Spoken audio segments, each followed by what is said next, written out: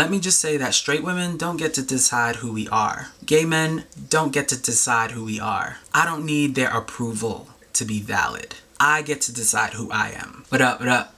I'm back at it again with another video. Before I get into the video, go ahead and smash that thumbs up button for me. It really helps the channel, as does leaving comments and sharing my content and letting people know why exactly you like my stuff. So, June is LGBT Pride Month, and I've got some mixed feelings. Happy Pride! I have all of my sources in the description box, so if I say something you want more clarity on, or information on, or something said in a different way, you can check the sources and do some more reading on it. And by the way, there are timestamps on this video, in case you'd like to skip ahead. So, as you can see, I ended my Corbyn Bleu era, and I got a late Caesar.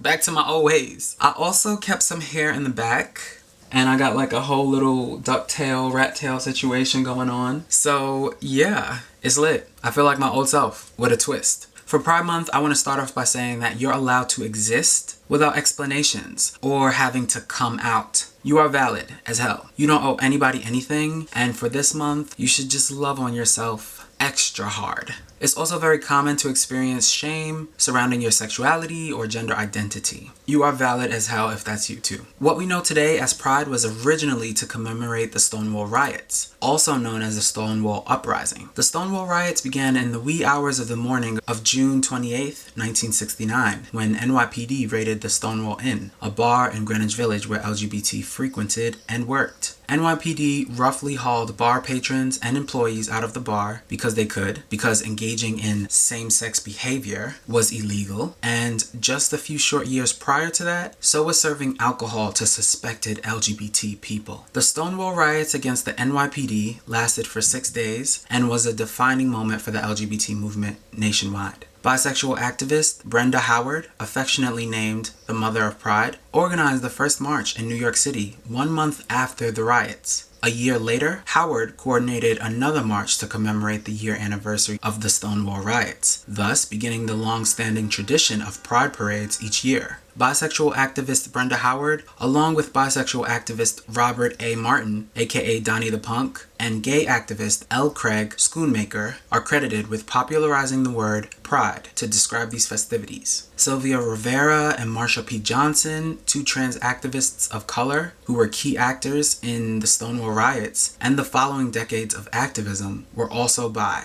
Pride began as a riot against police brutality and police impunity.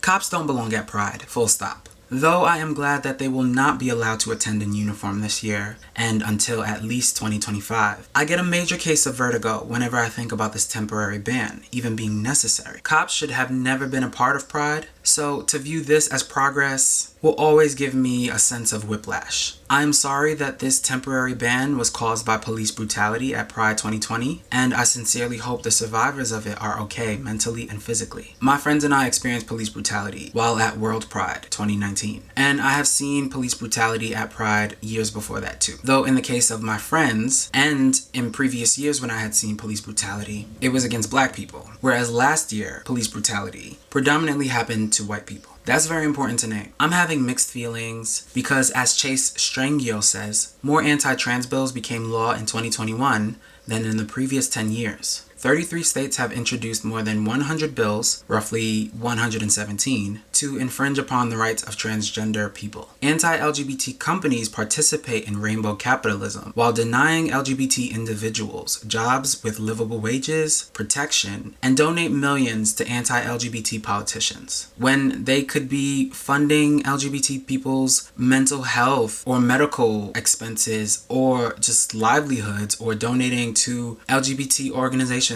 Don't let that rainbow logo fool you. I'm also having mixed feelings about Pride this year because, as a bisexual person, our historic and present day contributions are continuously erased and ignored, and we are constantly invalidated and erased within the community. I'm not sure if straight or gay people have noticed, but since the beginning of the pandemic, there has been an increase in biphobia online since last March. You see it on Twitter, you see it on TikTok, you see it on YouTube, and you see videos about bisexual people go viral rather than videos from bisexual people talking about our experience go viral. When I think about entering discourse, listing our history that continues to be erased, or speaking from the perspective of a bisexual person, I just roll my eyes.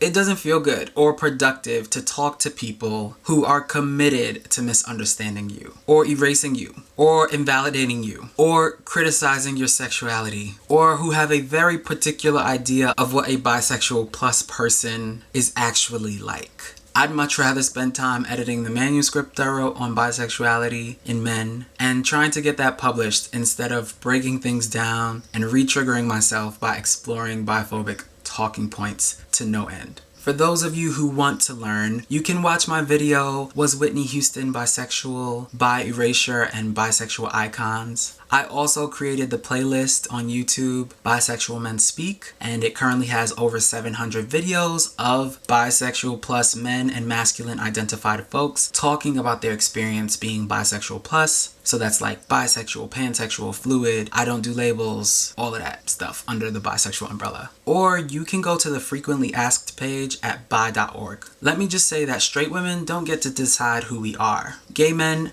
don't get to decide who we are. I don't need their approval to be valid. I get to decide who I am. However, there does exist the very real discrimination in LGBT organizations, in hiring processes, and who gets to be shown as a villain or a hero. And obviously many larger corporations and companies outside of the LGBT community are anti-LGBT, even if they can't do it legally. These biphobic attitudes about personhood are not just relegated to whether someone would date us or not. They don't suddenly disappear when you don't date someone who is biphobic. These attitudes are part of our collective learning and part of our collective commitment to binary thinking. Something I found a lot of healing in my healing journey was finding the ways that I was like the bisexual stereotype, that I was like the bisexual villain, and finding that maybe the innocence in those villains, right? Really looking at those aspects that were similar within myself and those characters, and looking at them with curiosity and wondering where they stemmed from and what was going on, instead of shying away from them or recoiling when I would see those traits